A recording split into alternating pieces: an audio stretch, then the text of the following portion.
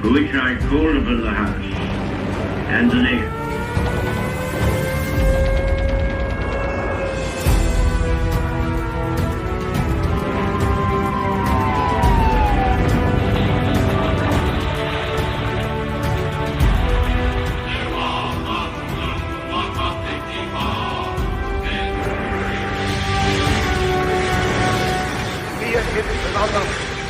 Dass wir intolerante, unverträgliche Menschen seien.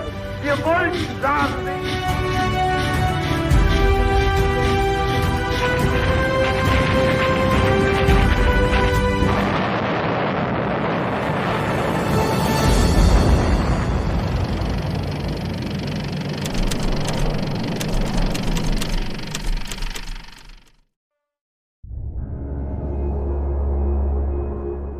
In April 1945, the Second World War was nearing its conclusion.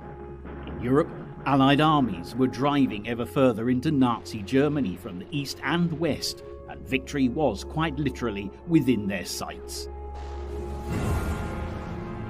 For Adolf Hitler, once the triumphant master of an empire that stretched from the Pyrenees to the Volga, the writing was on the wall.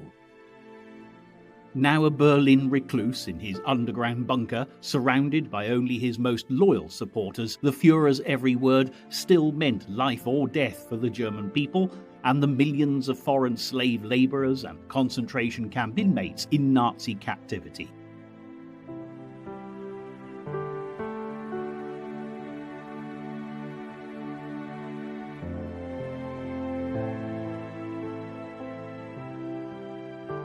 Before the guns would be finally silenced, hundreds of thousands of innocent souls would perish in the flames and rubble of the dying Third Reich.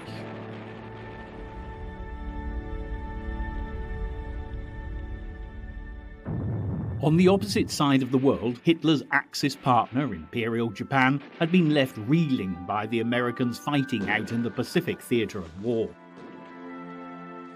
Sustained by the world's greatest economy, the reach and sheer power of the USA was by now simply staggering.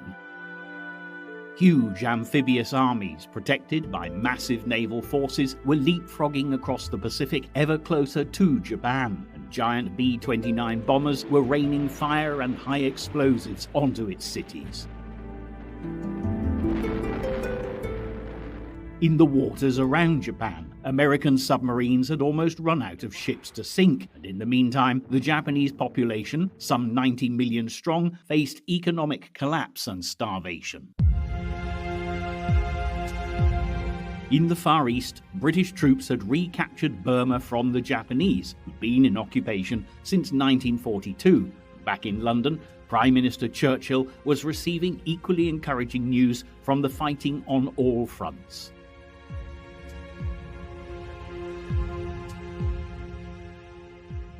Even so, after 5 years of steering the nation through the stormy waters of war, Churchill was weary and anxious about the future. The old warrior was concerned that the British Empire, exhausted and financially drained by such lengthy fighting, would be sidelined as the endgame came into view by its more powerful American and Russian allies.